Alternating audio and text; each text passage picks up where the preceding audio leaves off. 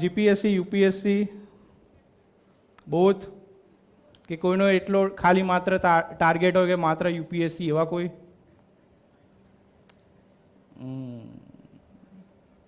Okay, 5-6 જણા છે, બાકી બધા જીપીએસસી યુપીએસસી કમ્બાઈન્ડ છે. ઓકે, કેટલા સબ્જેક્ટ ચાલે તમારા? Science tech, history, okay okay, maths reasoning. Almost બધા પતી ગયા એટલા સબ્જેક્ટ 3-4 જે કીધા એટલા, કે હજુ બધા અધૂરા છે? ઓકે, ચાલુ જ છે. અચ્છા, એન્ડ આમાંથી એવા કેટલા લોકો છે કે જે ઇકોનોમી ફર્સ્ટ ટાઈમ મીન્સ કે આજથી શરૂઆત કરશે એમ? ખાસા લોકો. Thank you.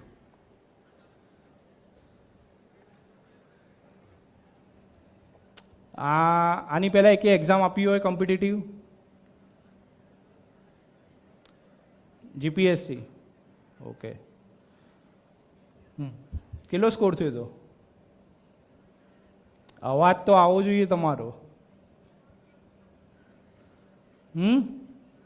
ઓકે, હા. શું કોમ્પિટિટિવ એક્ઝામમાં તમે આટલા કેટલા ટાઈમથી, ઓલમોસ્ટ 2-3 મહિના તો થઈ ગયા હશે તમારી તૈયારીને, શું તમને લાગ્યું એમ કે તૈયારીમાં? એકાદ લેક્ચર એવો થઈ ગયો કે હાઉ ટુ પ્રિપેર, કઈ કઈ બુક્સ વાંચવી એના ઉપર લેક્ચર થઈ ગયો ખરી? યુપીએસસી માટે, જીપીએસસી માટે નથી થયો? ઓકે, તો ફાઉન્ડેશન જ જોયું તમારું સ્ટાર્ટિંગ તેનાથી થવું જોઈએ, એ ક્લિયર જ નથી કર્યું એ લોકોએ. ઓકે, તો એક ઓવરવ્યૂ આપી દઉં તમને. ઓકે, તો યુપીએસસી ઉપર જ હું ફોકસ કરીશ, મીન્સ કે એના ઉપરથી તમારા જીપીએસસી ઉપર ઇઝીલી તમારે કનેક્ટ થઈ જશે, બરાબર? તો યુપીએસસી માટે જો સબ્જેક્ટ વાઇઝ હું તમને કહું તો પોલિટી માટે એવરગ્રીન બુક છે, એ તમને બધાને ખબર છે, લક્ષ્મીકાંત.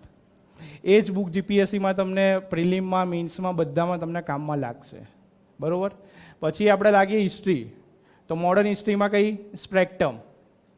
ખાલી સ્પ્રેક્ટમ વાંચવાની, કદાચ એનસીઈઆરટી તમે નહીં પણ વાંચો ને તો પણ ચાલશે, કેમ કે એણે મોડર્ન હિસ્ટ્રીમાં એટલું બધું ફેક્ટ્સ, ફિગરને એનાલિસિસ સાથે એણે કવર કરી દીધું છે કે ખોટી ખોટી એનસીઈઆરટી તમે વાંચશો મોડર્નની અને એમાં તમે ટાઈમ કન્ઝ્યુમિંગ કરશો, અને આ એ વાંચો ને કરતાં હું તો એટલું કહીશ કે કોઈ પણ એક સોર્સ પકડજો એન્ટાયર ધ પ્રિપરેશન, અને એને ટુ ધ ફોલો કરજો.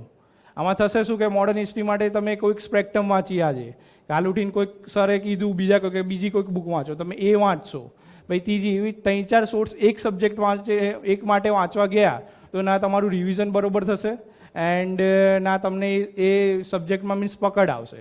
બેટર છે કે કોઈ એક સોર્સને પકડો અને વારંવાર રિવિઝન કરો. તો મોડર્ન હિસ્ટ્રી માટે સ્પ્રેક્ટમ, આર્ટ એન્ડ કલ્ચર માટે નીતિન સિંઘાનિયા, ઓકે. એન્ડ પછી જિયોગ્રાફી માટે આપણે એનસીઈઆરટી ઇનફ છે 6 થી 12ની, એ એમાં તમને બેઝિકથી માંડીને બધું એ લોકો કવર કરી દે છે. એના માટે બીજી કોઈ ડિફરન્સ બુક અધરવાઇઝ નહીં પણ વાંચો તો પણ ચાલશે, અને અધર કોઈને વાંચ્યું હોય તો માજી દુસન તમે વાંચી શકો છો. પછી સાયન્સ ટેક છે, તો સાયન્સ ટેક ઓલમોસ્ટ કરંટ આવતું હોય છે મોટા ભાગે, એ ચાહે ડિફેન્સ હોય, સ્પેસ હોય કે ટેકનોલોજી રિલેટેડ જે પણ હોય, મોટે ભાગે કરંટ હોય છે.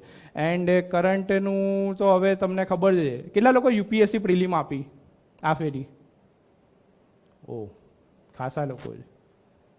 એટલે યુપીએસસી પ્રિલિમ હવે લાઈક હું કહું કે સટ્ટો છે, ગમે તેટલી પ્રિપરેશન તમે કરીને જાઓ, એ 2 કલાકમાં તમારું કેટલું મીન્સ કે થોટ પ્રોસેસ એન્ડ તમારી એનાલિસિસ કરવાની કેપેબિલિટી ત્યાં અંદર કેટલી તમારી કામ લાગે છે, લક ફેક્ટર કેટલું લાગે છે, એ બહુ ઇમ્પોર્ટન્ટ થઈ ગયું. કે અમે છેલ્લા 3 વર્ષના પેપરનું એનાલિસિસ કરીએ, 2020, 2021 ને 2022.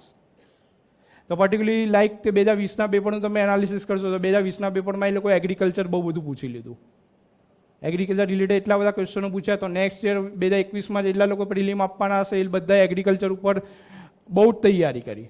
તો 21માં તો એગ્રીકલ્ચરનું પૂછ્યું જ નહીં એ લોકોએ, સ્પોર્ટ્સ ને ડિફેન્સ ને અલગ અલગ ક્વેશ્ચન પૂછ્યા. 2022માં અલગ જ સિનારીઓ હતો આખો. એટલે યુપીએસસી પ્રિલિમની હું વાત કરું તો ટોટલ હવે તમે આપણે એને મીન્સ કે થોરોલી એમ નહીં કહી શકીએ કે બસ કે આ એક પેટર્ન છે, આ પેટર્ન ઉપર તમે તૈયારી કરો. તમારે ન્યૂઝપેપર કન્ટિન્યુ વાંચવા પડશે, રોજ એક ન્યૂઝપેપર નેશનલ લેવલનું, આઈધર ઇન્ડિયન એક્સપ્રેસ વે યા હિન્દુ, વોટ એવર તમને જે પણ અનુકૂળ હોય એ ન્યૂઝપેપર કમ્પલસરી વાંચજો, કેમ કે ન્યૂઝપેપરમાંથી ડાયરેક્ટ કે ઇનડાયરેક્ટ ક્વેશ્ચનો ઘણા બધા આવવાના ચાલુ થઈ ગયા છે. અને જેમ જેમ મીન્સ કે જીએસ એક જ પેપર ઉપરથી ક્વોલિફાય કરવાનું યુપીએસસીની પેટર્ન છે, તો એના કારણે શું થાય છે, એ લોકો સીસેટ પણ થોડું હાર્ડ કરતા જઈ રહ્યા છે. આ ફેરી છેલ્લા 2 વર્ષથી એવું જોવા મળે છે કે ઘણા એવા સ્ટુડન્ટો છે જેને જીએસમાં 100, 105 એવા અબોવ ધ 100 માર્ક હોય જીએસમાં, બટ સીસેટમાં એ લોકોના ઓછા કારણે એ લોકો કોઈ પ્રિલિમ ક્વોલિફાય નહીં કરી શક્યા. કદાચ આપણા સંસ્થામાં બધી પણ ઘણા બધા એવા સ્ટુડન્ટો છે. તો સીસેટને પણ નેગ્લેક્ટ કરવાનું, કોઈ પણ રિસ્ક લેવાનું નહીં, કેમ કે સીસેટ પણ એક ઇમ્પોર્ટન્ટ છે. સેકન્ડ, જીએસમાં જે બેઝિક બુકો જિયોગ્રાફી, સાયન્સ ટેક, ઇકોનોમી માટે તમે મૃણાલ નોટ્સ રિફર કરી શકશો, બરાબર. એન્ડ ત્યારબાદ કયા સબ્જેક્ટ છે, એન્વાયરમેન્ટ માટે તમને બધાને ખબર જ છે, શંકર આઈએસ, બરાબર. તો આ જે 5 કે 6 બુક જે છે તમારી જોડે, એ તમે કદાચ ઓનલાઈન સર્ચ મારશો ને તો એ તમને મળી જશે. પણ કહેવાનો ભાવ શું છે કે જે પણ તમે બુક રાખો, શંકર આઈએસની એન્વાયરમેન્ટ વાંચશો કે દ્રષ્ટિની વાંચશો કે વોટ એવર વાંચશો, એન્વાયરમેન્ટ બધામાં સરખું રહેવાનું છે, ઇકોસિસ્ટમની ડેફિનેશન સરખી જ રહેવાની, એમાં કંઈ બદલાવ આવવાનો નથી. પણ જે વાંચો એક જ વાંચજો. આમાં શું થશે, મલ્ટિપલ સોર્સિસ તમે કવર કરવા જશો અને એના કારણે શું થશે, ના તૈયારી વ્યવસ્થિત થશે સારી, ના રિવિઝન થશે, અને એન્ડ ધ મુમેન્ટ જ્યારે એક્ઝામમાં હોલમાં તમે બેસશો તો ના તમને સરખી રીતે યાદ આવશે. પછી યુપીએસસીમાં બીજું એક તો એ લોકોની જે પેટર્ન હોય છે, એક્ઝામ પેટર્ન હોય, સ્ટેટમેન્ટ વાઇઝ વધારે હોય છે. નાવ જીપીએસસી પણ છેલ્લા 3-4 પ્રિલિમથી હવે એ બાજુ જ વળી ગઈ છે. તો હવે સ્ટેટમેન્ટ વાઇઝ જ્યારે ક્વેશ્ચનો પૂછવાની જ્યારે ટ્રેન્ડ હોય, તેમાં તો બિટવીન ધ લાઇન્સ, યાની કે તમે માત્ર ખાલી ગોખવાનું નથી, એને સમજવું પડશે. એ સમજીને એને એનાલિસિસ કરવું પડશે, કેમ કે એ અંદર યુપીએસસીની એક પેટર્ન એવી છે કે અગર મીન્સ કે આપણે આપણું કોમન સેન્સ એપ્લાઇડ કરીશું તો પ્રિલિમના ઘણા બધા ક્વેશ્ચનો સોલ્વ થઈ શકે છે. યુપીએસસીમાં એવું પણ નથી કે એ કંઈક હાર્ડ ક્વેશ્ચન પૂછે છે. એ લોકોના ક્વેશ્ચન કરતાં ઓપ્શન ટ્રિકી હોય છે. તમે આ ફેર જોજો, આ ફેરના ઓપ્શનમાં એ લોકોએ શું કર્યું છે, ઓનલી 1, ઓનલી 2, ઓનલી 3 અબાઉ. આની પહેલાંના ક્વેશ્ચનની પેટર્નમાં શું હતું, કોઈક ઓપ્શન કાઢી નાખો તો તમને 2 ઓપ્શન તો બચે, જ્યાં તમે રિસ્ક લઈ શકો અને તમે કહું આરામથી તમે એને સોલ્વ કરી શકો. બટ હવે યુપીએસસી શું કર્યું છે કે 4 સ્ટેટમેન્ટ આવે, એ 4ની નીચે ઓપ્શન આપે, ઓનલી 1, ઓનલી 2, ઓનલી 3 અબાઉ. તો તમને માન લો કોઈ એક સ્ટેટમેન્ટ નથી ખબર, તો બાકીના 3માં તો તમારે રહેવાનું જ છે એમ. એટલે હવે ક્વેશ્ચન હાર્ડ નથી બનાવતા, એ લોકો એમની ઓપ્શનની મેથડ જે છે ને એ લોકો એ હાર્ડ બનાવતા જઈ રહ્યા છે.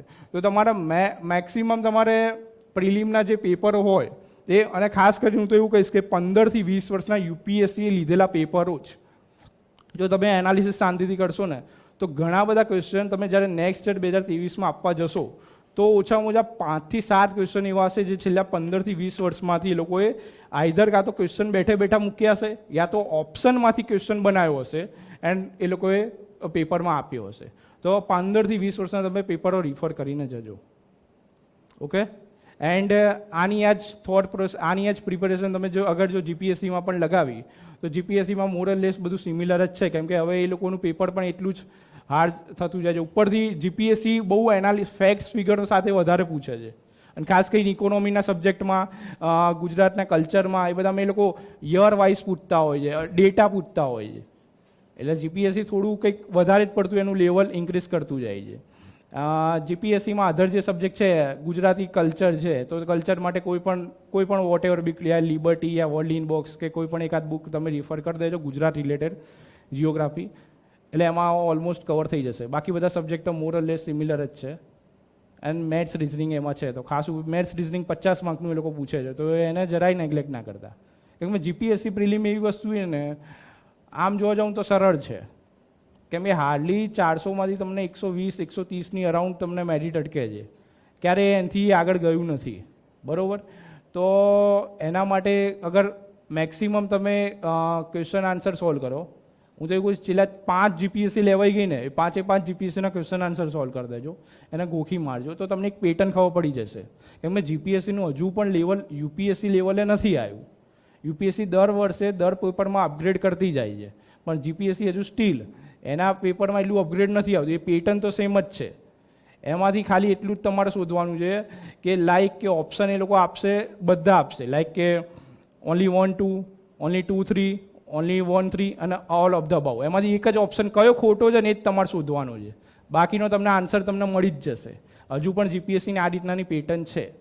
તો એના માટે તમે મેક્સિમમ મીન્સ કે લાઈક કે દ્રષ્ટિના છે કે વિઝન આઈએસના છે, એ પેપર સોલ્વ કરશો ને તો એ જે પેટર્નમાં બનાવે છે ને એ જ પેટર્નમાં જીપીએસસી પેપર બનાવે છે.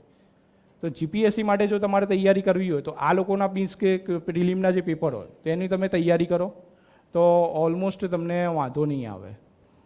એને બંને પેપરનું મેરિટ બને છે બરાબર. તો લાઈક કે 400માંથી તમે મેથ્સ રિઝનિંગ જેનું સારું હોય તો 50માંથી તમે 35-40 એમાંથી કવર કરી દો. એન્ડ થોડું ઘણું પોલિટી પણ 50 માર્કનું પૂછે. નહીં તો બેઠે બેઠું લક્ષ્મીકાંતની લાઇન ટુ લાઇન પૂછે છે એ લોકો, લાઇન ટુ લાઇન. એમાં કંઈ આઘું પાછું નથી હોતું એમ મીન્સ. તો તમે એ બુક 50માંથી એમાંથી પણ જો તમારા 20-30 સાચા પડી જાય તો તમારું ટોટલ અરાઉન્ડ 70-80 થઈ જાય.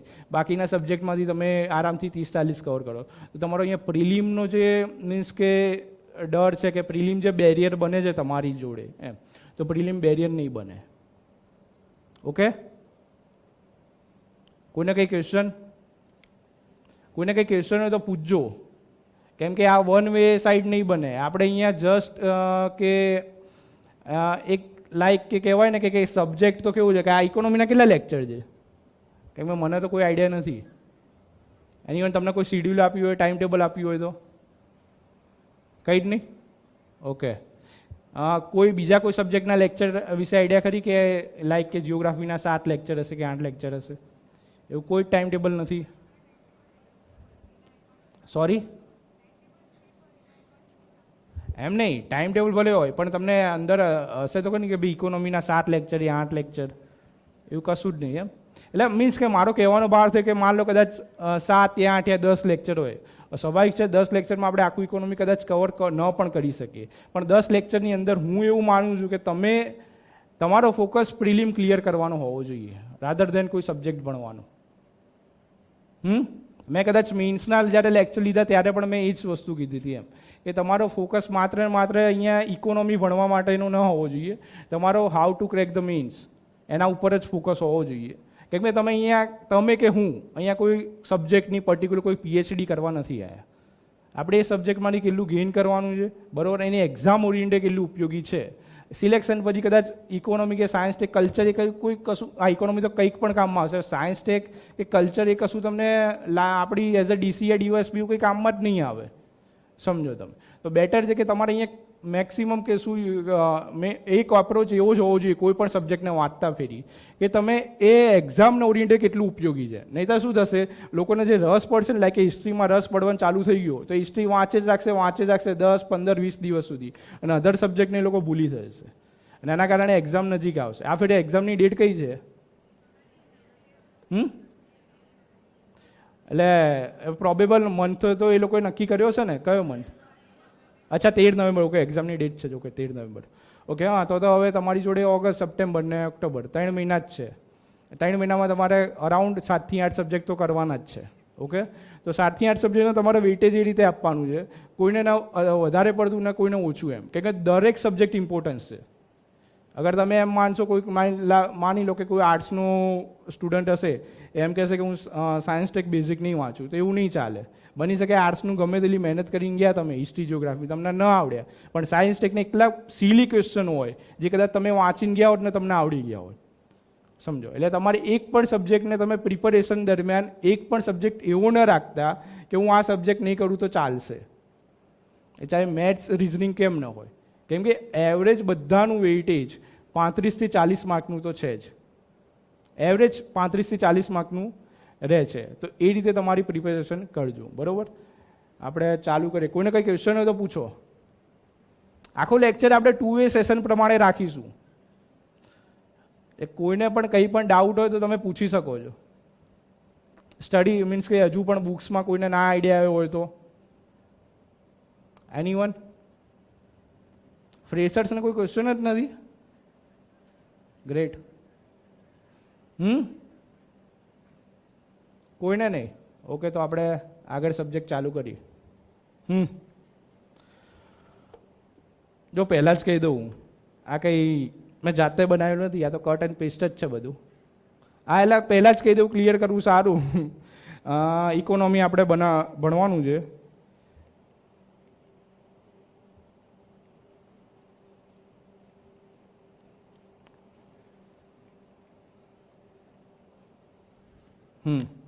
What is economy?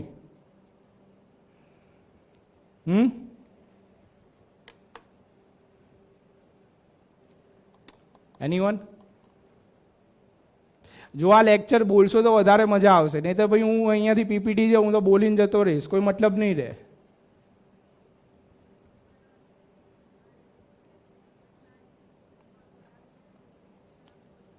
Okay, production માટે જે રિસોર્સિસનું અલોકેશન થાય, સિમ્પલ ભાષામાં અર્થવ્યવસ્થા એટલે શું?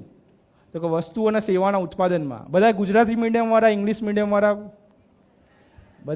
બધા મિક્સ જ છે. ઓકે, તો કોઈને કોઈ લેંગ્વેજમાં તકલીફ નથી ને એવી કોઈ? બરોબર ને? ઓકે, વસ્તુ અને સેવાના ઉત્પાદન માટે જે સંસાધનોનું આપણે વિતરણ કરીએ, સામાન્ય ભાષામાં આપણે જણાવવું હોય તો એને અર્થવ્યવસ્થા કહી શકાય. બરોબર? ઓકે, અને અર્થવ્યવસ્થા એક એવો સબ્જેક્ટ છે જે પ્રાચીન કાળથી, એમ કે હજારો વર્ષોથી આ સબ્જેક્ટ ખૂબ શાશ્વત છે. એવું કોઈ પણ મીન્સ કે સમય નહીં હોય કે જે અર્થવ્યવસ્થાની ઉપયોગિતા ન હોય. બરોબર? જ્યારથી આપણે આદિ માનવમાંથી આધુનિક માનવ, એક સભ્ય માનવ બન્યા, ત્યારથી અર્થવ્યવસ્થા એક ઇમ્પોર્ટન્ટ વસ્તુ બની ગઈ છે. એટલે એના માટે આપણે અર્થવ્યવસ્થા મીન્સ કે, અને એઝ અ પ્રશાસનિક મીન્સ કે અધિકારી તરીકે અર્થવ્યવસ્થાને જાણવી એટલા માટે ઇમ્પોર્ટન્ટ છે કે નેશનલ, ઇન્ટરનેશનલ જે પણ ઇમ્પેક્ટ આવે, જે પણ ઇવેન્ટ આવે, એની સીધી અસર કે શેના ઉપર થાય? ઇકોનોમી ઉપર થાય. ઇકોનોમી ઉપર થાય તો એની સીધી ઇફેક્ટ શેના ઉપર થાય? તો પ્રજા ઉપર થાય. અને આપણે વેલફેર સ્ટેટ છે જે આપણે પોલિટીમાં જાણીએ છીએ, તો સીધું આપણે એના સાથે સીધા કનેક્ટેડ છે. કોઈ પણ ગવર્મેન્ટની સ્કીમ હશે, કોઈ પણ એને ઇમ્પ્લિમેન્ટેશન કરવાની આપણી જવાબદારી હશે. એઝ એ માન લો કદાચ તમે ડીવાયએસપી હશો તો લો એન્ડ ઓર્ડરને મેન્ટેન કરશો, તો એનાથી શું થવાનું છે? ઇકોનોમિક પ્રોગ્રેસ થવાની છે. કે બાય કરેક્ટ, ડાયરેક્ટલી ઇનડાયરેક્ટલી બંને બોથ આર ઇન્ટરકનેક્ટેડ. આજે ગુજરાત આટલું સમૃદ્ધ છે, કેમ છે સમૃદ્ધ? કેમ? તો ત્યાં લો એન્ડ ઓર્ડરની સિચ્યુએશન સારી છે. એના કારણે શું થાય છે ત્યાં? તો કે ઇન્વેસ્ટરો ઇઝીલી અહીંયા ઇન્વેસ્ટ કરવા માટે આવે છે. એક ઇઝી ઓફ ડુઈંગ બિઝનેસનું એક કલ્ચર અહીંયા ડેવલપ થાય છે. તો ફોરેન ઇન્વેસ્ટમેન્ટ તમે જુઓ છો કે યર બાય યર ગુજરાત હંમેશા ટોપ કરતું રહે છે. તો એના જ માટે તો આપણે એના પાર્ટ જ છીએ કે લો એન્ડ ઓર્ડરને મેન્ટેન રાખવી આપણી જવાબદારી બનશે આવનારા સમયમાં, જ્યારે જ્યારે તમે લોકો અહીંયાથી સિલેક્શન થઈને જશો ત્યારે. તો આના માટે આપણે ઇકોનોમીને ભણવાની છે.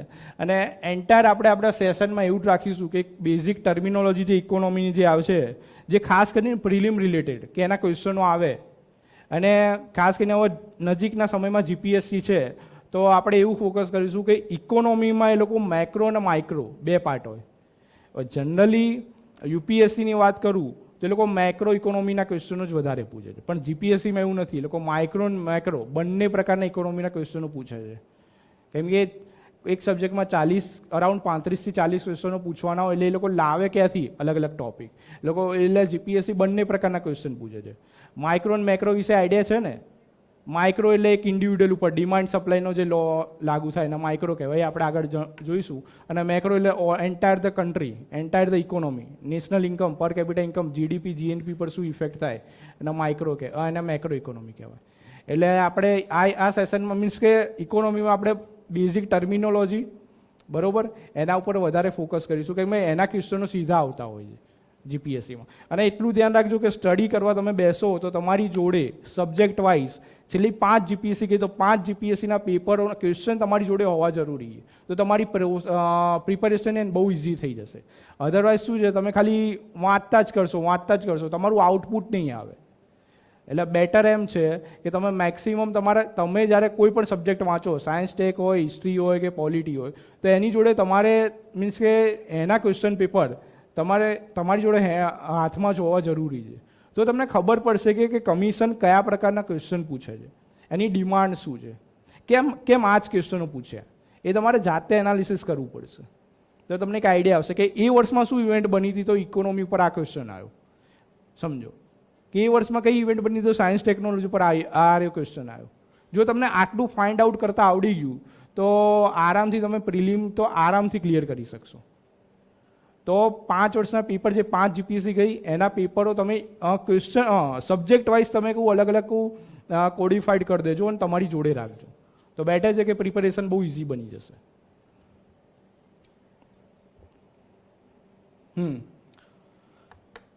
ટાઈપ્સ ઓફ ઇકોનોમી, કેટલા ટાઈપ્સ છે ઇકોનોમીના? અચ્છા, માઇક્રો અને મેક્રો એ તો ખરા, પણ એનાથી વિશેષ capital economy, socialist economy and mixed economy. Indian economy કેવા પ્રકારની છે? Mix economy. કઈ રીતે મિક્સ ઇકોનોમી? જો હવે અહીંયાથી ક્વેશ્ચન બનવાની શરૂઆત થશે. આપણને બધાને ખબર છે કે ઇન્ડિયન ઇકોનોમી મિક્સ ઇકોનોમી, પણ કમિશન ક્વેશ્ચન શું બનાવશે? એમ થોડી બનાવશે કે નીચેનામાંથી ભારતીય અર્થવ્યવસ્થા કેવા પ્રકારની છે. એ ગયો જમાનો, એ તો કદાચ તલાટીન ક્લાર્કમાં પૂછાય, ક્લાસ 1-2માં ક્વેશ્ચન ના પૂછાય. ક્વેશ્ચન કેવો પૂછાય કે ભારતીય અર્થવ્યવસ્થા મિશ્ર પ્રકારની છે, તો નીચેનામાંથી કઈ પ્રકારની લાક્ષણિકતાઓ તેમાં જોવા મળે છે. પછી સ્ટેટમેન્ટ બનાવો 1, 2, 3 અને નીચે ઓપ્શન બનાવો only 1, 3, 2, 3 about the all. Question આ રીતે બનશે. ક્વેશ્ચન હવે સીધા બનતા જ નથી. તમે એમ માનીને જશો કે ભાઈ ભારતનો જીડીપી આટલો કે જીડીપીની વ્યાખ્યા આટલી, જીડીપી એટલે શું, એવો ક્વેશ્ચન તો ભૂલી જ જાઓ. હવે તમે ક્વેશ્ચન એનાથી એક સ્ટેપ આગળ જઈને કમિશન ક્વેશ્ચન બનાવે.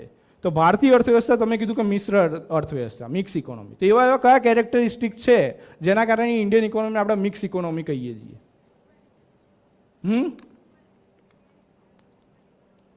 ઓપન ઇકોનોમી સાથે ગવર્મેન્ટનું રેગ્યુલેશન છે.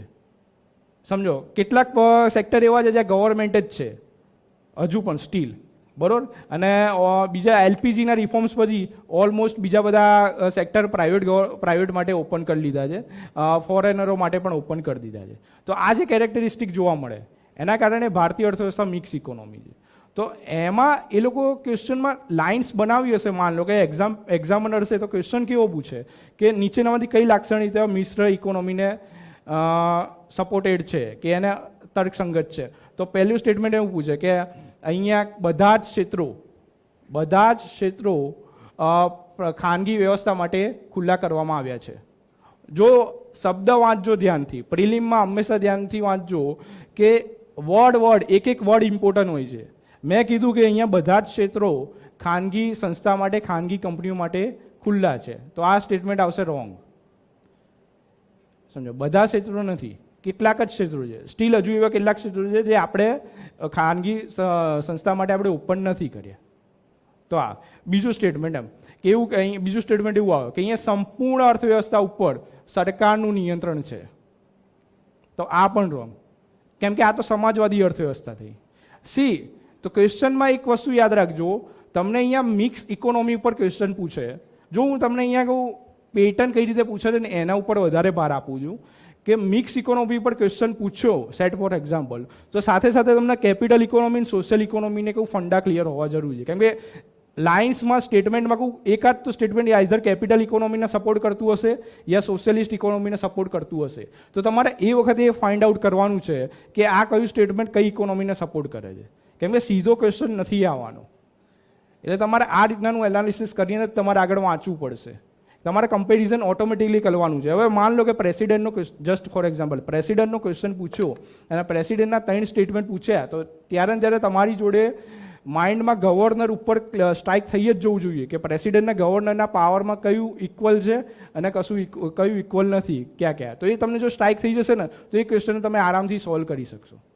તો આ રીતે હંમેશા જ્યારે પણ ક્વેશ્ચન પૂછાય ને માત્ર ક્વેશ્ચનના સરાઉન્ડિંગ જ નહીં વિચારવાનું, એ સ્ટેટમેન્ટમાં પણ તમારે કહું ક્યાંક ને ક્યાંક બીજા કોઈ ક્વેશ્ચનો બનતા હશે, તો તમારે ધ્યાનમાં રાખવાનું. Base on control of production and distribution, 3 પ્રકારની economy: capitalist, socialist and mixed economy. આને કહીએ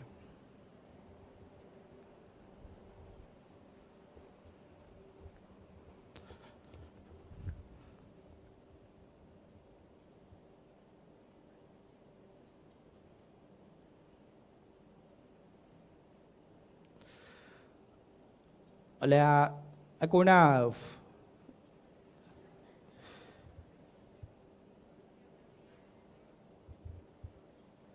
કોઈને ફાવતું હોય તો ઉપર આવી જાવ ને. કેમ કે આમાં તો વારે ઘડીએ આમથી આમ કરવું પડશે.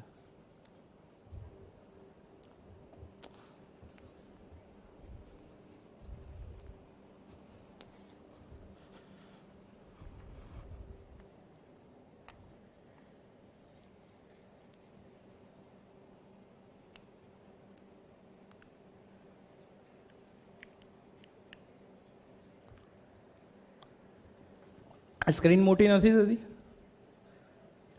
આ સાઈડમાં છે એ હટાવી જ દો ને.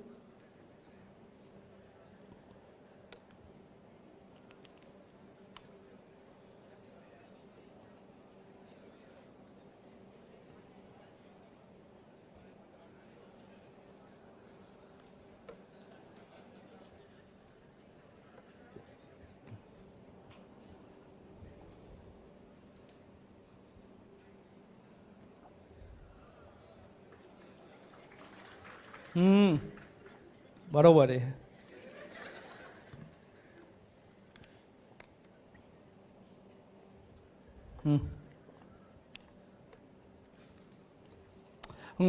Based on the control of production and distribution, there are three types of economy: capitalist, socialist, and mixed economy. Capitalist economy નું મીન્સ કે શું હોય કે open to all, government private બધા સેક્ટર બરોબર આવી શકે, ઇન્વેસ્ટમેન્ટ કરી શકે, અને કેપિટલિસ્ટ ઇકોનોમી કહેવાય. ત્યાં રેગ્યુલેશન મિનિમમ હોય, એમ એકદમ મિનિમમ, એવું નહીં કે નહીં હોય. આ પણ ધ્યાનમાં રાખવું જરૂરી છે એમ કે કેપિટલિસ્ટ ઇકોનોમીનું કે નીચેનામાંથી કઈ લાક્ષણિકતા કેપિટલિસ્ટ ઇકોનોમીની છે બરાબર. અને એમાં જો યાદ રાખવાનું કે હંમેશા કેટલાક એવા વર્ડ છે જે એક્સ્ટ્રીમ વર્ડ કહેવાય, લાઈક કે ઓલ બરાબર, કે સંપૂર્ણ, કે બધા, કે નહીં, એવા કેટલાક એક્સ્ટ્રીમ વર્ડ હશે ઇંગ્લિશમાં, ગુજરાતીમાં તમારે ધ્યાનમાં રાખવાના. એવા જો સ્ટેટમેન્ટ હોય તો જરા શાંતિથી એના 2 વાર રીડિંગ કરીને પછી એને ટીક કરવાનું. કેમ કે એ સ્ટેટમેન્ટમાં ક્યાંક ને ક્યાંક મીન્સ કે આઈધર ખોટું પણ હોઈ શકે, યા એમાં કંઈક ટ્રિકી બનાવવાનો ક્વેશ્ચન, મીન્સ કે ટ્રિકી બનવાનો પ્રયત્ન હોય ક્વેશ્ચનમાં. તો જે એક્સ્ટ્રીમ વર્ડ ને તમે કદાચ રોમન સાઇનના ચીટ કોડ જે કહેવાય છે, કદાચ 20 યા 25 મિનિટનો વિડીયો છે ચીટ કોડનો, અને જે તે ટાઈમે 2014-15માં બનાવ્યો હતો. જો કે હવે યુપીએસસી માટે તો કોઈ કામનો નથી, કેમ કે યુપીએસસી તો દર વર્ષે પેટર્ન બદલે, પણ સ્ટીલ જીપીએસસીમાં એ ઘણું બધું કામમાં આવે છે. તો 20 થી 25 મિનિટનો ચીટ કોડનો વિડીયો એ તમે જરૂર જોઈ લેજો. એનાથી થશે શું કે કદાચ કોઈ સબ્જેક્ટ નથી પણ વાંચ્યો ને અને તમારે રિસ્ક લેવું હશે ને, તો રિસ્ક લઈને તમે કોઈ ક્વેશ્ચનને એટેમ્પ કરી શકશો. અને ટ્રાય બને ત્યાં સુધી મેક્સિમમ પ્રિલિમમાં એટેમ્પ કરવાનું વધારે રાખવાનું. આ ફેરી જીપીએસસી પ્રિલિમ તમે આપીને બધાએ, ઓકે, તો કેટલા એવરેજ કેટલા એટેમ્પ કર્યા હતા તમે?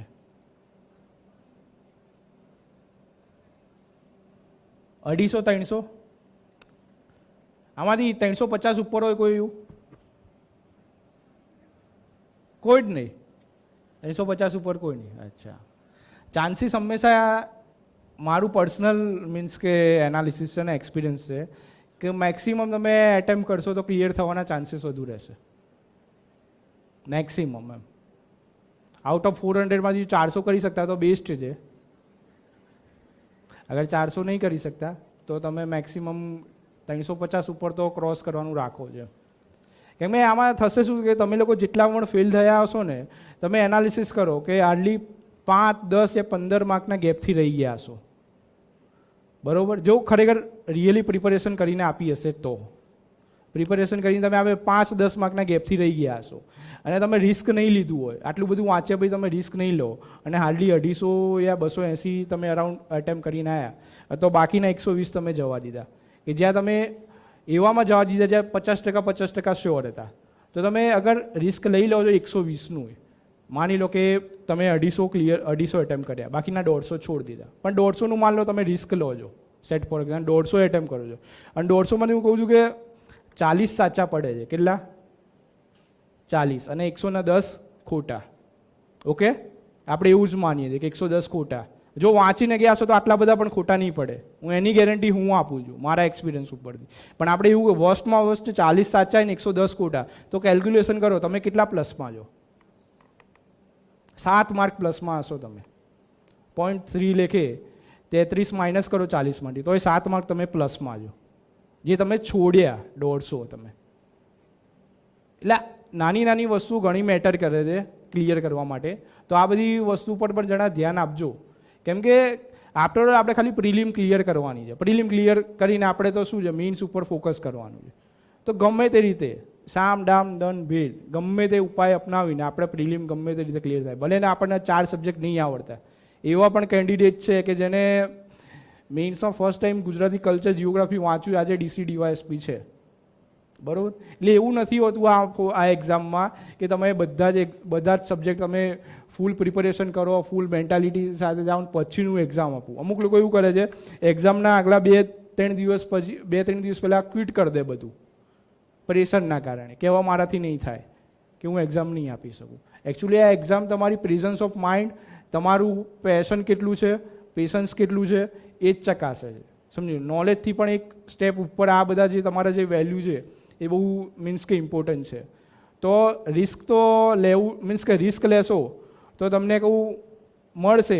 ખરેખર તૈયારી કરીને ગયા હોય તો હું એવું કહીશ કે આ ફેર જ્યારે 13 નવેમ્બરે તમે પ્રિલિમ આપવા બેસો તો અબાઉટ 350 તમે ટીક કરજો.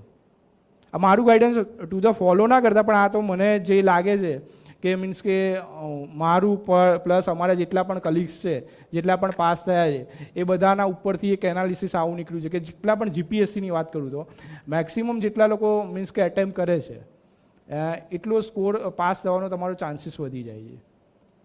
તો આ ફેરી તમે એવું હોય તો એક કામ કરજો, આ ફેરી જ્યારે મોક લેવા અહીંયા પ્રિલિમના, તો મોકમાં હું તો કહું 400 એટેમ્પ કરજો. એકવાર 400 એટેમ્પ કરજો અને એકવાર તમે તમારી રીતે જે મીન્સ કે રેન્જ બાંધેલી હોય ને 280-300 એ એટેમ્પ કરજો. અને ભાઈ બંનેનું એનાલિસિસ કરજો કે તમને શું બેટર લાગે છે. કેમ કે આમાં ક્યાંક ને ક્યાંક આપણે બહુ નજીકથી ફેલ થતા હોય ને ત્યારે વન ઓફ ધ રીઝન એવું હોય કે આપણે એટેમ્પ કરવાનું મીન્સ જે રિસ્ક લેવાની જે આપણી કેપેબિલિટી હોય એ કાં તો આપણે થોડા ડરી જઈએ કે એના કારણે આપણે પછી એટેમ્પ ના કરીએ અને પછી રિઝલ્ટ આવે ત્યારે કટ ઓફથી 1-2 માર્કે જ આપણે હાર્ડલી ઓછા હોય. અને એ તમને ખબર મને ખબર, એકવાર પ્રિલિમ પાસ ફેલ થયા એટલે 1 વર્ષ સુધી બેસી રહેવું પડે. અને 1 વર્ષ એટલે આપણે બધાને ખબર છે 1 વર્ષ એટલે ટુ મચ. અને નેક્સ્ટ ટાઈમ ક્યારે જીપીએસસી આવે ક્યારે નહીં, જીપીએસસીનું કોઈ આ તો લકીલી કહેવાય આપણે કે છેલ્લા 5 વર્ષથી દર વર્ષે આવે છે.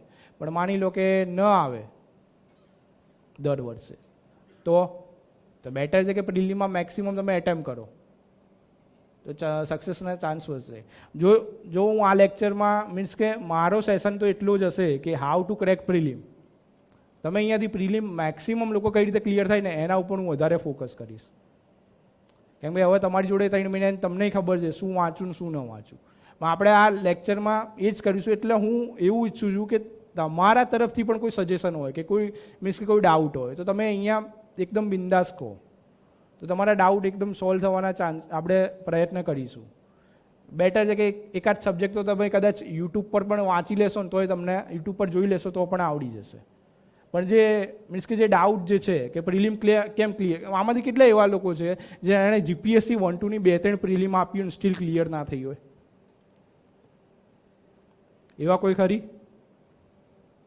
કોઈ જ નહીં. ઓકે, તો બધા ઓલમોસ્ટ બધા ફ્રેશર્સ. એટલે આઈ હોપ કે હું તો એવું જ ઈચ્છું છું કે તમે લોકો આ ફેરી જ નીકળી જાઓ પ્રિલિમ ક્લિયર કરીને એન્ડ તમારું જે પણ ગોલ હોય એ અચીવમેન્ટ થઈ જાય. એટલે પ્રિલિમ એ બહુ ઇમ્પોર્ટન્ટ છે. પ્રિલિમ એક એવી વસ્તુ છે ને કે લાઈક કેવું છે કે થોડું ઘણું તમારું લક ફેક્ટર ત્યાં કામ કરશે ને કરશે.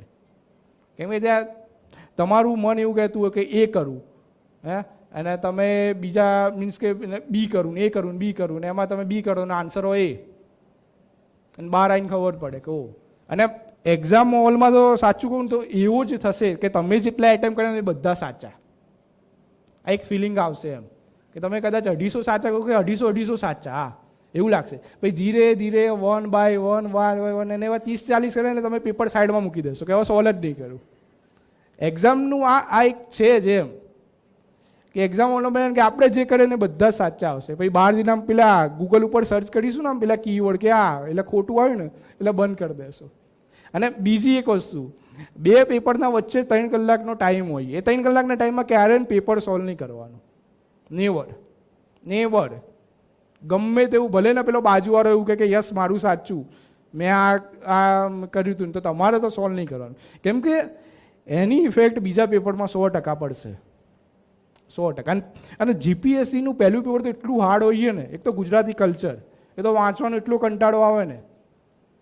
અને એ લોકો એ ડીપમાં જ ક્વેશ્ચનો પૂછતા હોય અને ગુજરાતી કલ્ચરમાં ચાન્સીસ રહેવાના કે આપણને ક્વેશ્ચન ખોટા પડવાના ચાન્સીસ. અને એમાં તમે જો એ પેપર બહાર આવ્યા બરાબર, બધાએ ઓછા એક તો એટેમ્પ કર્યા હશે અને એમાં કોઈક તમારા કલીગ વિચિત્ર આવ્યો અને એણે કીધું કે આપણા સાચા આપણે, ભલે એના ખોટા હોય પણ એ રહ્યો કહેશે એ રહ્યો, એન્ડ પછી તમે પણ સોલ્વ કરવા નીકળ્યું ને એટલીસ્ટ હું તો કહું 3-4 પણ ખોટા પડ્યા ને તો તમારું મોરલ ત્યાં જ ડાઉન થઈ જશે એન્ડ તમારી એની ઇફેક્ટ બીજા પેપરમાં આવશે. બીજું પેપર એકદમ ઇઝી હોય, કરંટ અફેર્સનું મોટા ભાગે હોય, કરંટ ને ઇકોનોમીના બેઝ ઉપર ક્વેશ્ચન હોય વધારે.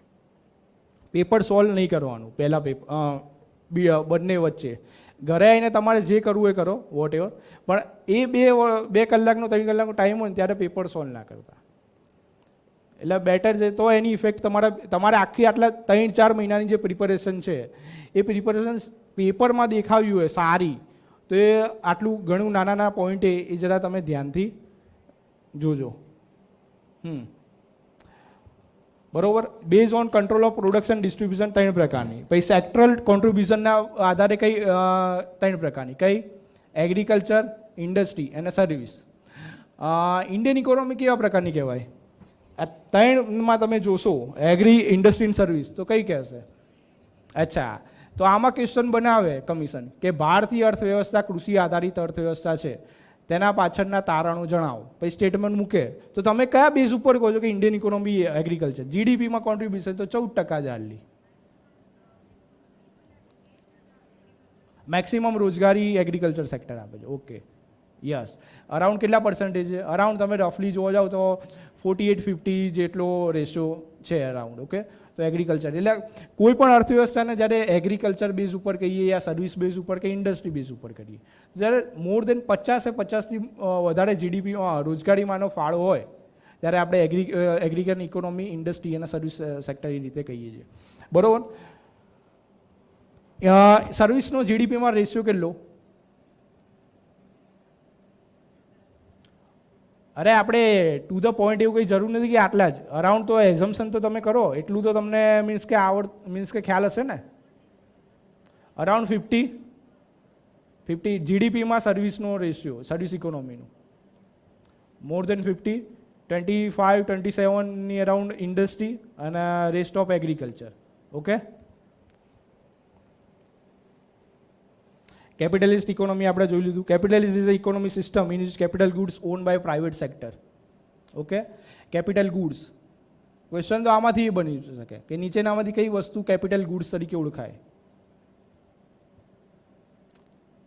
અહીંયા તમારે જ્યારે પણ સ્ટડી કરો ત્યારે એક વર્ડ ઇમ્પોર્ટન્ટ છે, સમજો છો. ઇકોનોમીમાં તો ખાસ ઇકોનોમી, પોલિટી એવા ક્વેશ્ચન છે. એક તો એ આ બધા સબ્જેક્ટ વાઇબ્રન્ટ છે, એ બધા સબ્જેક્ટ કેમ કે ડે ટુ ડે ખૂબ અપડેટ થતા હોય, સમજો કે એને કરંટને લઈને તમારે વાંચવું પડશે. કે માની લો કે કીધું કે લાઈક કે ઇન્ફ્લેશન ઇન્ફ્લેશન વધતો જાય છે, બરોબર, આફ્ટર કોરોના. તો ઇન્ફ્લેશન એટલે શું? ઇન્ફ્લેશનના પ્રકાર કેટલા, બરોબર, અત્યારે કયા પ્રકારનું ઇન્ફ્લેશન ચાલે છે, કેટલું છે આ ઇન્ફ્લેશન હાઈ, એ કોણ બહાર પાડે છે ઇન્ફ્લેશન, કયા બેઝ ઉપર આપણે ઇન્ફ્લેશન નક્કી કરીએ છીએ. તો તમારે એન્ટાયર એ સેક્ટરનું બધું તમારે રીડિંગ કરવું પડશે 360 ડિગ્રી એંગલે, બરોબર. તો તમારે પોલિટી ઇકોનોમીમાં બેઝિકની સાથે સાથે તમારે કરંટમાં જો કોઈ ઇસ્યુ આવતો હોય, તમે ન્યૂઝપેપર વાંચો ત્યારે, તો એને લઈને કોઈ ટર્મિનોલોજી માન લો કે ચર્ચામાં રહી હોય, બરોબર, તો એના ઉપર પણ ખાસ કરીને ફોકસ કરવાનું. Easy of doing business, easy of doing business બધા વાત કરતા હોય, પણ ઇઝી ઓફ ડુઈંગ બિઝનેસ એટલે શું, એ કોણ બહાર પાડે? World bank. કયા કયા પેરામીટર્સ છે?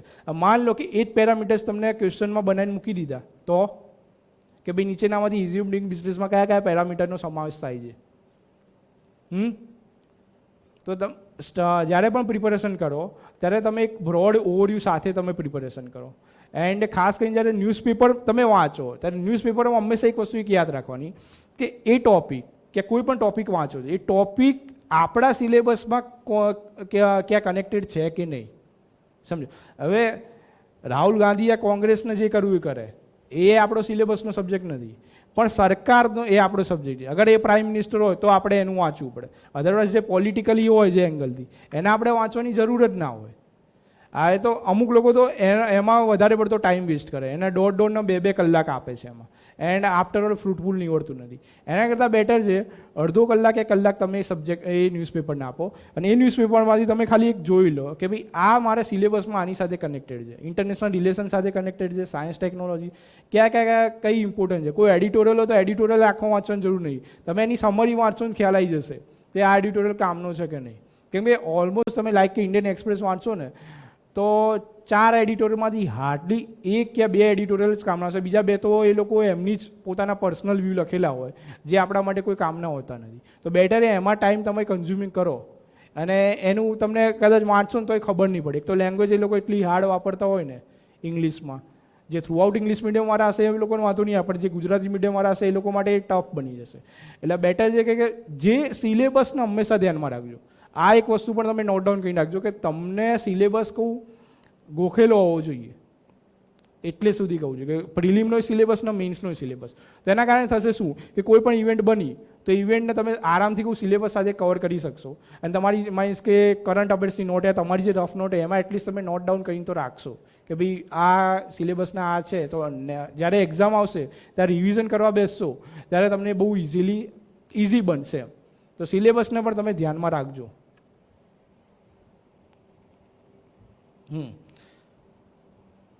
માર્કેટ મિક્સ અને ઓકે સોશિયલિસ્ટ, જે મીન્સ કે ગવર્મેન્ટ દ્વારા જ હોય, બરાબર, વેલફેરના પર્પઝથી હોય. ઓકે, સોશિયલિસ્ટ શબ્દથી તમને પોલિટી સાથે પણ કનેક્ટેડ થઈ જાય, બરાબર. તો ઇન્ટરકનેક્ટેડ છે બધા સબ્જેક્ટો. જો તમને કોઈ પણ વર્ડ આવે તો એ વર્ડથી તમારે ઇન્ટરકનેક્ટેડ ધ્યાનમાં રાખવાનું છે. તો જરા એ રીતે મિક્સ ઇકોનોમી આપણે વાત થઈ ગઈ. Aggregate economy, sector of Indian economy, primary sector, secondary sector અને ટર્સરી સેક્ટર, બરોબર. એગ્રીકલ્ચર, ડેરી, ફિશિંગ, ફાર્મિંગ એ બધા કયા સેક્ટરમાં આવે? એગ્રીકલ્ચરમાં, બરોબર. સેકન્ડરીમાં કયા આવે? Manufacture and industry. And tertiary સેક્ટરમાં કઈ આવે? Service sector. આઈ થિંક જીપીએસસીએ જ ક્વેશ્ચન પૂછ્યો હતો, આઈ થિંક, ખબર નહીં કઈ પ્રિલિમમાં, મીન્સ કે નીચેનામાંથી કયા સેક્ટરો 4th સેક્ટરમાં આવે છે, ચતુર્થક જે કહેવાય ને, મીન્સ કે એમાં કે એ લોકોએ ભાઈ ઓપ્શન અલગ અલગ આવ્યા હતા. તો તમે જોઈ લેજો ઓનલાઈનમાંથી કે એમાં કયા કયા સેક્ટરોનો સમાવેશ થાય છે, એટલે ક્વેશ્ચન એ રીતે પણ બની શકે છે. આપણો પર્પસ એટલો રહેશે કે કયા સબ્જેક્ટમાંથી કઈ રીતના, કયા ટોપિકમાંથી કેવા ક્વેશ્ચન બને. કોઈને કદાચ કંઈ ડાઉટ આવે તો તમે સામેથી પૂછજો, અને પ્લીઝ તમે બોલવાનું જરા રાખજો, કેમ કે તો મને પણ મજા આવશે એમ. એટલે એવું લાગશે કે આ તો વન વે જ થાય છે બધું. કોઈને કંઈ ડાઉટ?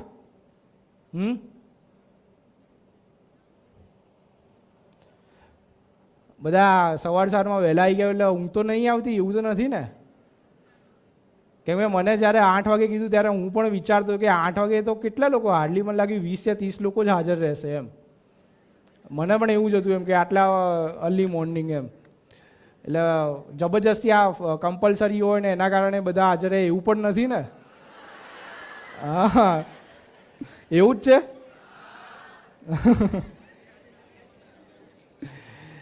જો અહીંયા જે પણ આવશે ને એ અમારા જેવા એક્સપિરિયન્સ પર્સન જ આવશે, બરાબર. એ કોઈ, હું તમને સાચું કહું, કોઈ સબ્જેક્ટના કોઈ સ્પેશિયાલિસ્ટ નહીં આવે, પણ તમારે અહીંયા એ લોકો જોડથી એ શીખવાનું છે, 2 વસ્તુ શીખવાની છે. એક તો સક્સેસ થયા હશે તો એમની જે મીન્સ કે કઈ રીતનાનું હતું, કઈ રીતે વાંચતા હતા, શું હતું, એ ખાલી જસ્ટ એને ફોલો નથી કરવાના. પહેલી વાત હંમેશા ધ્યાનમાં રાખ્યું, એના ફોલો તો કોઈને પણ નથી કરવાના, કેમ કે દરેકની પોતાની સ્ટ્રેટેજી, દરેકની પોતાની કેપેબિલિટી હોય. સેકન્ડ, બીજા એવા આવશે કે જે એક્સપિરિયન્સ પર્સન હશે પણ સ્ટીલ હજુ સક્સેસ નથી મળી, પણ ક્યાં ક્યાં ભૂલ રહી ગઈ એના કારણે એ લોકોએ સક્સેસ નહીં મળી. તો એ તમારી ભૂલમાંથી તમારે શીખવાનું છે કે એ ભૂલ તમે ના કરો. કેમ કે આપણી પ્રિપેરેશન, જો એકવાર પ્રિલિમ ચૂક થઈ એટલે 1 વર્ષ બેસી રહેવું પડશે, અને 1 વર્ષ બેસી રહેવું પડ્યું એટલે family pressure, social pressure, economic pressure એટલું આવશે કે જેની કલ્પના પણ નહીં હોય. હજુ ફ્રેશર્સ છો ત્યાં સુધી આપણને બધું ઘણું સારું લાગશે. અમે પણ જ્યારે શરૂઆતમાં ફ્રેશર્સ હતા ત્યારે 1-2 વર્ષ સુધી ઘણું સારું લાગ્યું, બરાબર. અને જો મીન્સ કે આ ઇલેક્શન પછી કદાચ એક્ઝામ નહીં આવે ને તો આમાંથી ઘણા બધા લોકો મીન્સ કે ડિપ્રેશન જેવા માહોલમાં પણ જતા રહે. એટલે મારો તો પર્સપેક્ટિવ એટલો જ છે, મેક્સિમમ તમે આ 3 મહિના એટલી મહેનત કરી લો અને એકાદ સીટ પણ લઈ લો ગવર્મેન્ટમાં. એકાદ ક્લાસ 1, 2, ક્લાસ 3, યુપીએસસી વોટર તમારો જે ગોલ હોય એ ગોલને તમે એટીચમેન્ટ રહેજો. જેટલા માત્ર યુપીએસસી કરવાના છે એમના માટે પણ પર્સનલી એક એડવાઇસ છે કે એટલીસ્ટ ક્લાસ 3 કદાચ ડીવાયસો આવતી હોય તો એ પણ લઈ લેજો. હું એવું નથી કરતો કે સેલ્ફ કોન્ફિડન્સ ઉપર ડાઉટ કરો, પણ લઈ લેજો તો તૈયારી વધારે સારી રીતે થશે. કેમ કે આ કોમ્પિટિટિવ એરા છે, આમાં તમે એવું કોઈ ચેલેન્જ મારી જ ના શકે. મીન્સ કે તમે જોજો યુપીએસસીમાં જે ટોપર જે હોય છે ને એ નેક્સ્ટ યર જ્યારે પ્રિલિમ આપે ત્યારે ફેલ થાય છે. ટોપર જેને આઈપીએસ મળ્યું હોય, આઈઆરએસ બન્યું હોય અને આઈએસ બનવા માટે એ લોકો ફર્ધર ઇમ્પ્રૂવ માટે પ્રિલિમ આપે અને પ્રિલિમમાં એ લોકો ફેલ થાય છે. કેમ કે એક્ઝામ નોલેજથી પણ વિશેષ એ 2 કલાકમાં તમારું પ્રેઝન્સ ઓફ માઇન્ડ કેટલું છે એને ચકાસે. પ્રિલિમ તો બહુ જ ઇમ્પોર્ટન્ટ છે. મારા મતે તો આ એન્ટાયરમાં પ્રિલિમ બહુ ઇમ્પોર્ટન્ટ કહેવાય. કેમ કે એમાં શું છે, એની જગ્યાએ બી થઈ ગયું એટલે તમે આઉટ ઓફ ધ બોક્સ. જ્યારે મીન્સમાં કેવું ડિસ્ક્રિપ્ટિવ છે, કદાચ પેપર ચેક કરીને તમારું લખાણ ગમી ગયું, પ્રેઝન્ટેશન ગમ્યું તો તમે ઇન, ન ગમ્યું તો બહાર. એ તમારા હાથમાં છે, એ તમે ઇમ્પ્રુવમેન્ટ કરી શકો. જ્યારે આમાં તો કેવું, એ 2 કલાકમાં તમે નોલેજ હોવા છતાં, તમારી જોડે તમે વાંચેલું હોવા છતાં તમે જો ઓપ્શન ખોટો ટિક કરી દીધો તો એનો વસો રહી જશે. અને 1 યા 2 માર્કથી તમે જો બહાર રહ્યા ને તો એટલો મીન્સ કે એ રહેશે ને તમને વસો એની કલ્પના નહીં હોય. એટલે બેટર છે કે અહીંયા જે ફેકલ્ટી આવે ને એ કોઈ સ્પેશિયાલિસ્ટ નહીં હોય સબ્જેક્ટની, પણ જે 3 યા 4 વર્ષ જે આ ફિલ્ડમાં અમે લોકો જે અહીંયા પસાર કર્યા છે, અમે લોકો જે અહીંયા એક્સપિરિયન્સ છે, અમે જે ફિલિંગ કર્યું છે એ અમે તમારા લોકો જોડે શેર કરીએ છીએ. તમને કોઈ ડાઉટ હોય તો તમે અમને પૂછો કયા સબ્જેક્ટમાં શું વાંચવું, સમજો તો અમે અમારી મીન્સ કે અમારી જોડે જે નોલેજ હશે એ અમે તમને આપીશું. પણ બેટર એનો મેક્સિમમ તમે યુટિલાઇઝ કરો. જબરજસ્તી બેસવાનું કોઈ લોજિક પણ નથી, સમજો.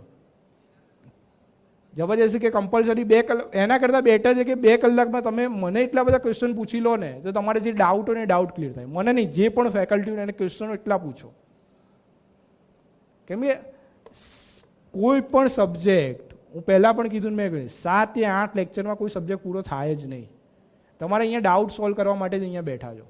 કાલ ઉઠીને તમે, હું તો એવું ઈચ્છું છું કે તમે હવે મીન્સ કે આ 2 કલાકનો લેક્ચર પૂરો થાય તો ઇકોનોમીના તમે ક્વેશ્ચન સોલ્વ કરો અને ઇકોનોમીના સોલ્વ કરીને તમે અહીંયા લાવો કે એને, અને એ રજૂ કરો કે સર કે માન લો કે આવા ક્વેશ્ચનો આવે કે જે અમારી એવા ક્વેશ્ચનો આવશે પ્રિલિમમાં કે 50%થી વધારે ક્વેશ્ચનો, મારા શબ્દ યાદ રાખજો, 50%થી વધારે ક્વેશ્ચનો એવા આવશે કે તમે વાંચ્યું નહીં હોય, પહેલી જ વાર તમે કોઈ પેપરમાં જોયા હશે, તમે ગમે તેટલું વાંચીને જશો. તો એવા ક્વેશ્ચનો કઈ રીતે સોલ્વ કરવા, સમજો. એ વખતે તમારે શું એનાલિસિસ કરવું, શું વિચારવું, એ થોટ જે પ્રોસેસ છે ને એ જ તમારે ડેવલપમેન્ટ કરવાની. બાકી તો બધાને ખબર છે કે શું વાંચવું છે. સ્ટીલ કેમ આપણે હાર્ડલી 5,000 યા 6,000 જ પાસ થાય છે, 2.5 યા 3 લાખ લોકો ફોર્મ ભરે છે, અપિયર થાય છે, તો મેન્સમાં કેમ 5 યા 6,000 લોકો જ પાસ થાય છે? શું રીઝન છે? એવું તો નથી કે બુક્સ નહીં મળતી, રિસોર્સિસ નહીં મળતા, ગાઈડન્સ નહીં મળતું, એવું કશું જ નથી. એ રીઝન શું છે? તો મેક્સિમમ તમારે revision, maximum answer writing means કે આન્સર સોલ્વિંગની પ્રેક્ટિસ, એનાલિસિસ, આ જે થોટ પ્રોસેસ છે એ બિલ્ડઅપ કરવાની છે તમારે. અને તમે આ 3 મહિના માટે એના ઉપર વધારે ફોકસ કરજો. કોઈ એક સબ્જેક્ટ ઉપર અતિશય તમે ડીપમાં ના જતા. અને અહીંયા તમે બેસો તો હું તો કોઈ એનર્જી સાથે બેસો અને તમે કોઈ ક્વેશ્ચન પૂછો, કોઈ પણ સબ્જેક્ટના કોઈ પણ ડાઉટ તો પૂછો, તો તમારા એટલીસ્ટ 1.5 યા 2 કલાકે તમારા ફ્રૂટફુલ હોવા જોઈએ. અને સવારના 1.5 યા 2 કલાક જો સારા નીકળશે ને તો આખો દિવસ સારો જશે. એટલે તમે એવું ના વિચારો કે તમે જબરજસ્તી અહીંયા બેઠા છો તો બેસી લઈએ ને સાહેબ કે કોઈ પણ આવે તો 2.5 કલાક શાંતિથી સાંભળી લઈએ, મોબાઈલ મચેડીએ, બરોબર ને? બેટર છે કે તમને કોઈ ડાઉટ હોય તો પૂછો, ક્વેશ્ચન પૂછો. હું હજુ પણ કહું છું, કોઈને કંઈ ડાઉટ? કેનિલબેન વાત કરવી પડશે. હે શું કહો છો? જબરજસ્તી કોઈ બેસો નહીં. હું તો એવું ઈચ્છીશ કે તમે અહીંયા આવ્યા છો 1.5-2 કલાક તો એમાંથી કંઈક નીકળો. શું થયું?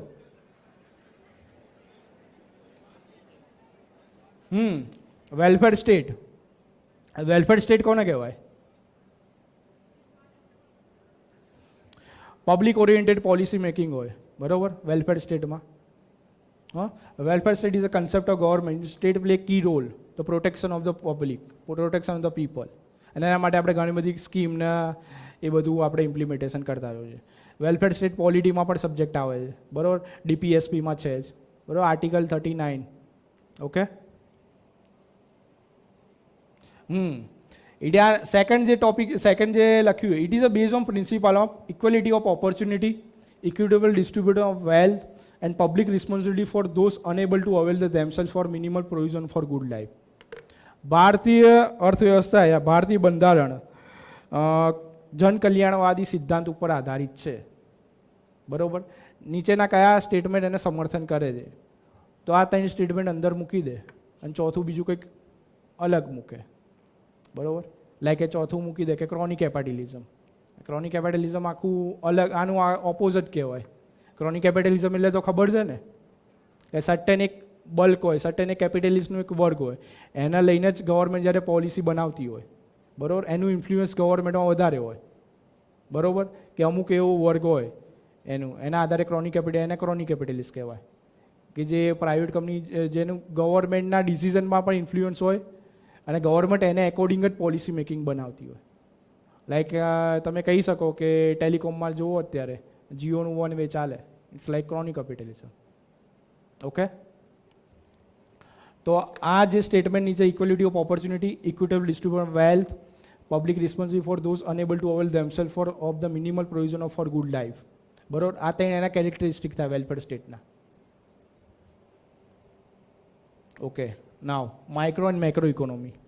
સીધો ક્વેશ્ચન આવી શકે આમાંથી કે માઇક્રો ઇકોનોમીના લાક્ષણિકતા કઈ, કે માઇક્રો અને મેક્રો ઇકોનોમીની નીચેનામાંથી શું બેઝિક ડિફરન્સ કયા, કે સીધો ક્વેશ્ચન, કે ભાઈ જીપીએસસી તો માઇક્રો ઉપર ક્વેશ્ચન પૂછે જ છે. Micro economy study individual and business decision, વ્યક્તિગત અને ધંધા આધારિત જે નીતિ નિર્ણયો લેવાના હોય એનું જે આપણે સ્ટડી કરવાનું, that's called micro economy. Macro economy impact the business decision made by country and government. સરકાર દ્વારા જે ડિસિઝન લેવામાં આવે, fiscal policy related, monetary policy related, જે બેસિકલી આપણે એ વધારે સ્ટડી કરવાનો હોય છે. ફિસ્કલ પોલિસી, મોનેટરી પોલિસી, આપણા એક્ઝામ ઓરિએન્ટેડ એના ક્વેશ્ચનો હંમેશા વધારે જ આવતા હોય છે. તો એનું જે ઓવરવ્યૂ આખું જે કહેવાય economy analysis, that's cold macro economy. Micro economy focus on supply and demand, ચીજ વસ્તુના માંગ અને પુરવઠા ઉપર જે બેઝિકલી કોન્સન્ટ્રેટ કરે એના માઇક્રો ઇકોનોમી કરે. જે વસ્તુ અને સેવાના જે પુરવઠાના નિયમો ને બધું જે આપણે 11-12માં જે એકાઉન્ટના સ્ટુડન્ટ હશે કોમર્સના, એ લોકોને આઈડિયા હશે જ કે માંગ અને પુરવઠાના નિયમો ને બધું આપણે ભણી ગયા 11માં. Macro focus on entire economy, top to down bottom approach. એમાં primary sector, secondary sector, tertiary sector બધા આવી ગયા. એગ્રીકલ્ચર, ઇન્ડસ્ટ્રી, સર્વિસ સેક્ટર, બધા એન્ટાયર ઇકોનોમીનું જે સ્ટડી કરવાનો હોય, that's called micro economy. Potential investor can use, કોઈ પણ ઇન્વેસ્ટર હોય, વ્યક્તિગત ઇન્વેસ્ટર, કે ભાઈ આ અર્થવ્યવસ્થામાં રોકાણ કરવું જોઈએ કે નહીં, એના માટે માઇક્રો ઇકોનોમી ખાસ જરૂરી, એના ડિસિઝન લેવું હોય તો. Macro economy is analytical tool to use to create a craft economic and fiscal policy.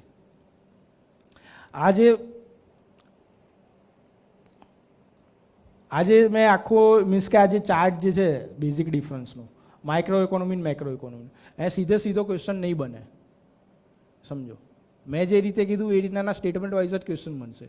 તો આ જરા ચાર્ટ તમે ધ્યાનમાં રાખજો કે micro economy offer a picture of the goods and service needed for the robust economy.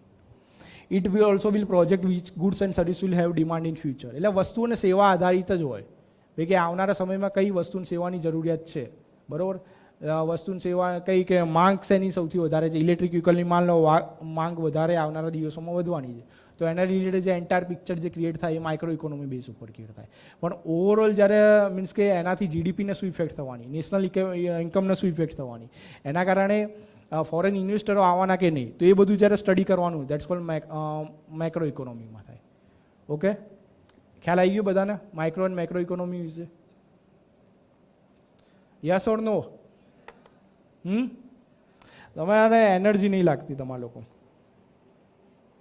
Micro ઇકોનોમીનો concept Ragnar Frisch દ્વારા કર્યો અને જ્હોન કેન્સે મેક્રો ઇકોનોમીનો.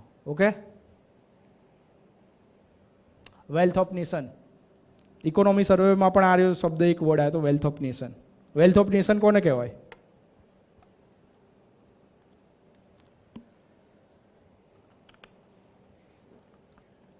એડમ સ્મિથનો વર્ડ છે, wealth of nation. Individual need to fulfill self-interest result in societal benefit. What is known as invisible hand? Invisible hand. રાષ્ટ્રની સંપત્તિ, wealth of nation. સમાજની સુખાકારી માટે જે કાર્ય કરવામાં આવે, invisible hand. This combined with division of labor in economy result in wave of mutual interdependency that promotes stability and prosperity through the market mechanism. બજારના દ્વારા, બજાર થકી દેશમાં મીન્સ કે અર્થવ્યવસ્થામાં જે સમૃદ્ધિ અને વિકાસ જે થાય, વેલ્થ ઓફ નેશન, એનો આખો એક કન્સેપ્ટ છે એડમ સ્મિથનો. કોઈને કોઈ ડાઉટ? આમ મીન્સ કે બધા એકદમ શાંતિથી બેઠા છે.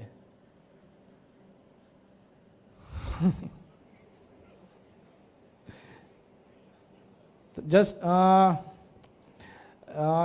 સ્મિથની થિયરી આ તો આપણા માટે કોઈ કામની નથી. ઇનવિઝિબલ હેન્ડ આપણા માટે કામના છે. The unobservable market force that helps the demand and supply of goods in free market to reach equilibrium automatically is the invisible hand. અર્થવ્યવસ્થામાં વસ્તુ અને સેવાની જે આપૂર્તિ થાય, unobservable market force that helps the demand and supply of goods in free market to reach the equilibrium automatically is the invisible hands. Okay,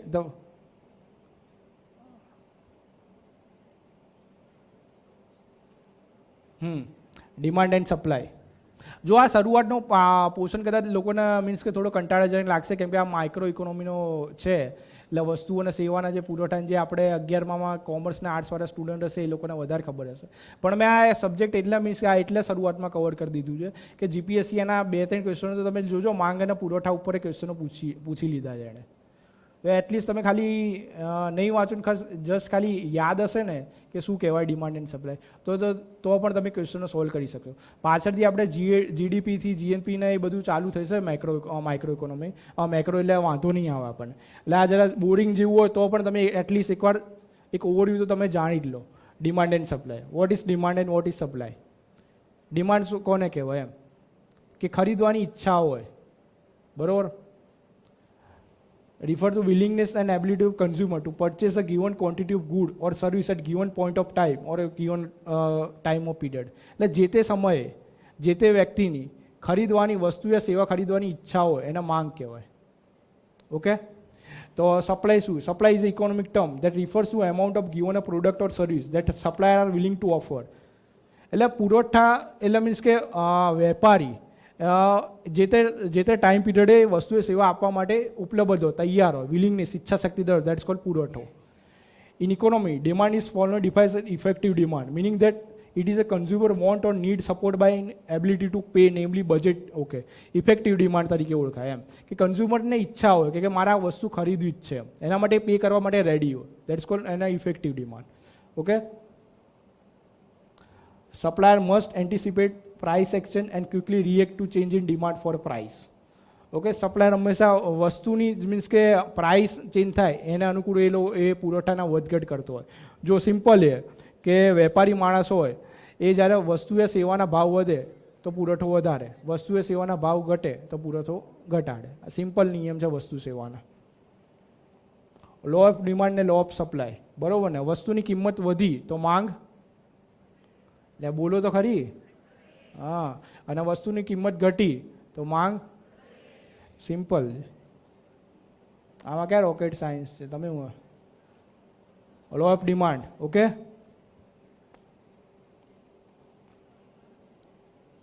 જવા દઉં ના? કોઈને આમાં કોઈ ડાઉટ? શરૂઆતનું આ માઇક્રો છે એટલે થોડું કંટાળે, સાયન્સના સ્ટુડન્ટને તો વધારે લાગશે, પણ એક ઓવરવ્યૂ તો ધ્યાનમાં રાખજો જ તમે. લો ઓફ સપ્લાય, પુરવઠાનો નિયમ. લો ઓફ સપ્લાય એટલે શું? આમાં ઊંધું થાય. મેં કીધું એમ, વસ્તુની કિંમત વધે એટલે પુરવઠો વધે, સપ્લાયમાં વધે. એમાં વેપારી હોય, વસ્તુની કિંમત વધે એટલે પુરવઠો વધારે, એના વધારે પ્રોફિટ મળશે. વસ્તુની કિંમત જેવી ડાઉન થશે એટલો પુરવઠો ઘટાડી દેશે, કેમ કે એના પ્રોફિટ ઓછો થશે. Market structure. ઓકે, અલગ અલગ પ્રકારના વેરિએશન હોય માર્કેટમાં. Perfect and imperfect, monopoly, duopoly, oligopoly and monopolistic competition. Okay, monopoly એટલે કેવું માર્કેટ? ચલો તમે બોલો. એક હતું શાસન તમે કહી શકો એમ, બરોબર. લાઈક એક્ઝામ્પલ, જીઓ ના કહેવાય, ક્રૂડ ઓઇલ થોડી કહેવાય. રેલવે કહી શકો, ઇન્ડિયન રેલવે એક્ઝામ્પલ આપવું હોય તો, બરોબર. કે ભારત સરકારની પીએસયુ છે, એ પોતાની રીતે મીન્સ કે પ્રાઇસ નક્કી કરી શકે એમ, લાઈક એને મોનોપોલી તમે કહી શકો એમ, બરોબર. જીઓ એ ડ્યુઓપોલીમાં આવશે, જીઓ ને એરટેલ. આજે ટેલિકોમમાં બે જ સેક્ટર છે. વોડાફોનને આઈડિયા છે નામ પૂરતા જ છે, પણ અત્યારે બે જ સેક્ટર એના જ કારણે આપણે એ લોકો જે પણ પે કરવાનું કે આપણે પે કરવું પડે છે કમ્પલસરી, અને દિવસે ને દિવસે ઇન્ટરનેટના ભાવ વધતા જાય, બરાબર. તે ડ્યુઓપોલીના કારણે. ઓલિગોપોલી એટલે ઓલિગોપોલી એટલે કાર્ટેલ હોય, 5-10 કંપનીનું એક કાર્ટેલ હોય. લાઈક કે તમે જોશો કે એવિએશન સેક્ટરમાં 5 या 10 કંપની હોય, એ એનું એક કાર્ટેલ હોય, એ પોલિસી બનાવે, બરાબર.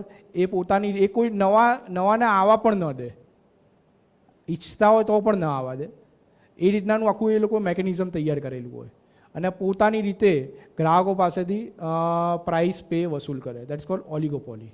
ઓકે. એન્ડ મોનોપોલિસ્ટિક કોમ્પિટિશન એટલે કેવું માર્કેટ? મોનોપોલિસ્ટિક કોમ્પિટિશન એટલે ટોટલી ફ્રી, બધા જ કોમ્પિટિટર આવી શકે, ઇન્વેસ્ટરો, એન્ડ પોતાનો બિઝનેસ ચાલુ કરી શકે. That's called monopolistic competition. Okay. આમાં કોઈને ડાઉટ હોય? Monopoly, duopoly, oligopoly and monopolistic competition. Okay. Perfect competition એટલે તો ખબર જ છે, ટોટલી મીન્સ કે કોમ્પિટિટર હોય, જ્યાં ગ્રાહકો પણ અને ગ્રાહકોને પણ વસ્તુ સેવાની પસંદગીનો વિકલ્પ મળે. સરળ ભાષામાં કહું તો આને પરફેક્ટ કોમ્પિટિશન કહેવાય, કે આપણને મલ્ટિપલ ચોઇસીસ અવેલેબલ થતી હોય કે ભાઈ મારે આ જ એક વસ્તુ આ કંપનીની અને બીજી કંપનીની મળતી હોય અલગ અલગ, તો આપણે પસંદગીનો અધિકાર ગ્રાહક જોડે રહે. એને પરફેક્ટ માર્કેટ કહી શકાય. પણ એક આ મીન્સ કે થિયોરિટિકલ કન્સેપ્ટ જ છે, આદર્શવાદ જ તમે કહી શકો આને. પ્રેક્ટિકલી આવું બહુ ઓછું જોવા મળે. એની અહીંયા લખેલું જ છે કે this is the reason perfect competition market is pretty much theoretical concept. These assumptions are as follow. The product on the market are homogeneous, they are completely identical. તે સંપૂર્ણ રીતે ઓળખ ધરાવતી હોય, બરાબર. All forms only have the motive of profit maximise. દરેક કંપનીનો એક જ માત્ર ઉદ્દેશ હોય નફાનો, બરાબર. અને ગ્રાહકોનો ઉદ્દેશ શું હોય? સારી વસ્તુ મળે, ક્વોલિટીવાળી. એનું દેર ઇઝ અ ફ્રી એન્ટ્રી અને એક્ઝિટ ફ્રોમ ધ માર્કેટ, બરાબર ને. કોઈ પણ જાતનું મીન્સ કે એક્ઝિટ ને એન્ટ્રીમાં બેરિયર ના હોય. And there is a no concept of consumer preference, બરાબર. એ લોકો પોતાના પ્રોફિટને ઓરિએન્ટેડ આવ્યા હોય, કોઈ પણ વેપારી હોય ફ્રી માર્કેટમાં. લાઈક કે તમે યુએસએનું માર્કેટ જોઈ લો, મોનોપોલી આપણે જોઈ લીધી. Okay. Consumer do not have any alternative and must pay the price set by the seller. કોઈ અલ્ટરનેટિવ જ ના હોય મોનોપોલીમાં. પણ pure monopoly is very rare in reality. Okay. આ બંનેનો મીન્સ કે છે એ આપણને કન્સેપ્ટ ખ્યાલ હોય. આ રીતના ક્વેશ્ચન પૂછે કે મોનોપોલીના બજારના લાક્ષણિકતા કઈ, તો આપણે સ્ટેટમેન્ટ હોય તો આપણને ખાલી મોનોપોલી એટલે શું એ પણ આપણને ખ્યાલ હોય તો તમે સ્ટેટમેન્ટ ઉપર એનાલિસિસ કરીને તમે આરામથી ક્વેશ્ચનને સોલ્વ કરી શકો. ડ્યુઓપોલી, ઓલિગોપોલી. ઓકે. ઓલિગોપોલીમાં જો only 3-5 dominant firms are considered the norm. Okay. Buyers are far greater than seller. Monopolistic competition. There are still large number of buyer as well as seller. ખરીદનાર ને વેચનાર એ વિશાળ માત્રામાં એ હોય, બરાબર.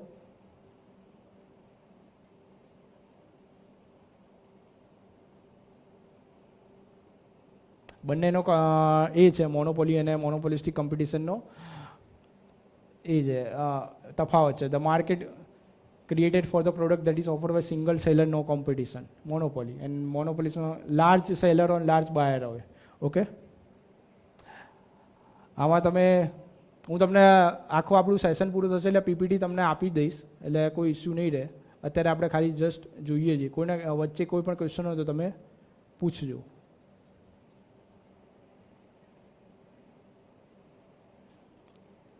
Opportunity cost. ઓપોર્ચ્યુનિટી કોસ્ટ કોને કહેવાય? સારો કોન્સેપ્ટ છે, ઇકોનોમીનો ક્વેશ્ચન બની શકે છે. ઓપોર્ચ્યુનિટી કોસ્ટ કોને કહેવાય? ટેલ મી. કોમર્સના સ્ટુડન્ટ યા આર્ટ્સના સ્ટુડન્ટને કદાચ ખ્યાલ હશે. અત્યારે તો બધા શેર બજારે કરે છે. હવે તો શેર બજારમાં જો ઘણા કેટલા લોકો શેર બજાર કરે છે. તો ઓકે, તો ઓપોર્ચ્યુનિટી કોસ્ટ વિશે ખ્યાલ હોવું જરૂરી છે. બેઝિક છે કે જ્યારે તમે કોઈક વસ્તુની પસંદગી કરો એના કારણે અલ્ટરનેટિવ વસ્તુની તમે પસંદગી નહીં કરો તો એનો જે કોસ્ટ આવે દેટ્સ કોલ્ડ ઓપોર્ચ્યુનિટી કોસ્ટ. સાદી ભાષામાં તમને આ કહું કે તમે કોઈક વસ્તુ મીન્સ કે આ પાણીની બોટલ જ્યારે આ ખરીદશો, બરાબર, તમારી જો 10 રૂપિયા છે તો 10ની પાણીની બોટલ છે અને 10 રૂપિયાની જ્યુસની બોટલ છે. તમે પાણીની બોટલ ખરીદી, એના કારણે જ્યુસનું બોટલ ન ખરીદી શક્યા. That's cold opportunity cost. Okay,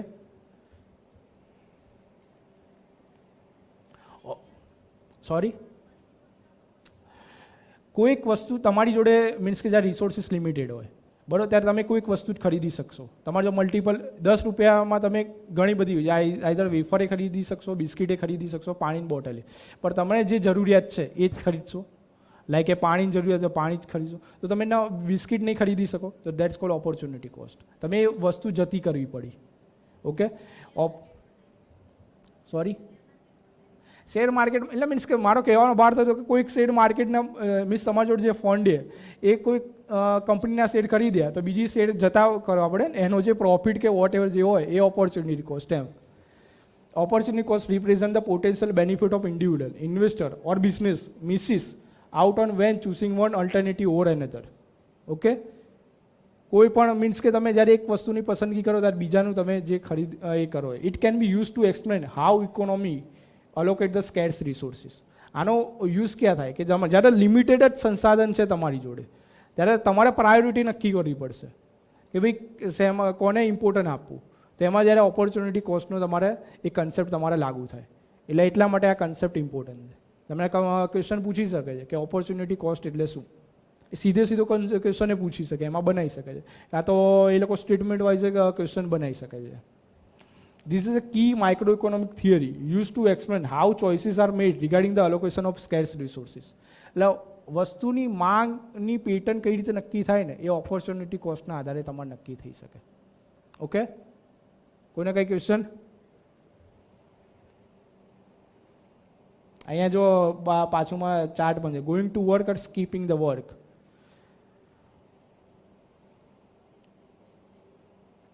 economic efficiency. Okay, શું economic efficiency? When all the goods and factor of production in the economy are distributed or allocated to their most valuable uses and waste is eliminated or minimized. Maximum એનો efficiency, maximum use થાય રિસોર્સનું અને waste એનો ઓછો થાય. That's cold economic efficiency. Okay, economic efficiency assume minimum cost for the production of goods or service. Minimum cost થાય, ઓછામાં ઓછા ખર્ચે તમે વધુને વધુ વસ્તુ સેવાનું પ્રોડક્શન કરો. That's cold economic efficiency. Maximum output, maximum surplus, આ બધા ક્વેશ્ચનો સીધા ના પૂછાય, પણ તમે હવે માન લો આમાંથી એવું પૂછાય કે મીન્સ કે ભારતમાં ઇકોનોમિક એફિશિયન્સી કે રેલવેમાં ઇકોનોમિક એફિશિયન્સી સારી છે, યસ ઓર નો? આવો એક સ્ટેટમેન્ટ માન લો મૂકી લે કે ઇકોનોમિક કોઈ પણ સેક્ટરનું ઇકોનોમિક એફિશિયન્સી લઈને એ લોકો ક્વેશ્ચન પૂછે કે રેલવેમાં તો કંઈ રોંગ છે. કેમ? તો રેલવેમાં તમે જેટલા માન લો કે 100 રૂપિયાની તમારી ખરીદી હશે ને તો 98 રૂપિયા તો તમારા મેન્ટેનન્સ પાછળ જ ખર્ચ થાય છે. તમારી જોડે હાર્ડલી 1 કે 2 રૂપિયાનું પ્રોફિટ બચે છે. તો ઇકોનોમિક એફિશિયન્સીનો કોન્સેપ્ટ આપણે એટલા માટે ભણવાનો છે કે એનાથી કે જ્યારે કોઈ પણ સવાલ કઈ રીતનાનો બને એ કોઈ પણ સેક્ટરના જ્યારે તમે રીડ કરો તો આ બધા જે કન્સેપ્ટ છે એને કનેક્ટેડ કરીને વાંચવાના. આ બધા કન્સેપ્ટ ખાલી વાંચવા ખાતર નથી વાંચવાના કે એક્ઝામને કઈ રીતે આપણે સીધા સંબંધિત છીએ એને ધ્યાનમાં રાખીને જ તમારે આ સ્ટડી કરવાનું છે આખું. ઇલાસ્ટિસિટી આ ક્વેશ્ચન આઈ થિંક પૂછી લીધો છે એ લોકોએ જીપીએસસીએ. શું છે elasticity is economic measure how sensitive of economic factor is another. For example એક મીન્સ કે પ્રાઇસની ચેન્જ, પ્રાઇસ ઓફ ઇલાસ્ટિસિટી દેખો, ડિમાન્ડ, પ્રાઇસમાં પરિવર્તનથી ડિમાન્ડમાં શું પરિવર્તન થાય? સિમ્પલ ભાષામાં કહું તો એમ, તો એ ઇલાસ્ટિસિટી કહેવાય. બરાબર. 4 ટાઈપ ઓફ ઇલાસ્ટિસિટી આ: demand elasticity, income elasticity, cross and price elasticity. Okay.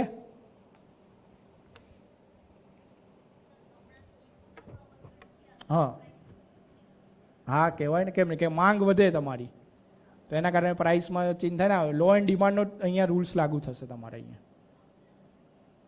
હે ક્રોસમાં એવું થાય કે એક વસ્તુના એક વસ્તુએ સેવાના મીન્સ કે પ્રાઇસ વધ્યા, લાઈક કે ક્રૂડ ઓઇલનું ભાવ વધ્યા તો ઓટોમેટિકલી વ્હીકલ લે એના વ્હીકલના ભાવ વધવાના. બરાબર. કાં તો એની માંગ ઘટશે ને ઇલેક્ટ્રિક વ્હીકલની